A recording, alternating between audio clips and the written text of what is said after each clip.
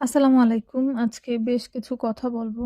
যেটা হচ্ছে আমি সবসময় ক্লায়েন্টকে বলে থাকি যে কেকের ডেকোরেশন সংক্রান্ত বেশিরভাগ সময় হয় কি ক্লায়েন্ট আমাদের রেফারেন্স পিকচার দিয়ে থাকেন আর আমরা সেই রেফারেন্স পিকচার ফলো করেই আরকি কেকটা তৈরি করার চেষ্টা করি। কিন্তু যেটা হচ্ছে ইউনিভার্সাল ট্রুথ, কেকগুলো কখনো রেফারেন্স পিকচারের মতো সেম হয় না। হয়তো 80% বা 60-70% সিমিলার হয়। তো আমরাও সেটা ক্লায়েন্টকে বলে থাকি। যেমন এই কেকটার কথাই আমি বলি।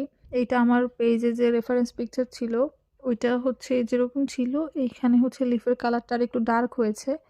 তো আম আমার কেক হলেও যে সবসময় 80% বা 100% সেম হবে এরকম না। আমার কেক হলেও অনেক সময় দেখা যায় যে 60, 70, 80% ই সেম হবে। কারণ হাতের কালার, হাতের কাজ, কালার কম্বিনেশন এগুলো অনেক সময় হচ্ছে সিমিলার আসতে চায় না বা আসে না সবসময়।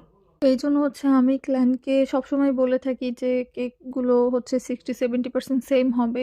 যদিও হচ্ছে বেশ কিছু সময় রেগুলার ডিজাইনগুলোর ক্ষেত্রে আলাদাভাবে বলা হয় না যে একদম সেম হবে না। তো সেক্ষেত্রে অনেকে ভুল বুঝে থাকেন বা অনেকে হচ্ছে পরে কোয়েরি করেন যে কেন সেম হলো না বা ছবির কেকটা তো অন্যরকম ছিল, এটার কালার কম্বিনেশন একটু অন্যরকম হয়েছে।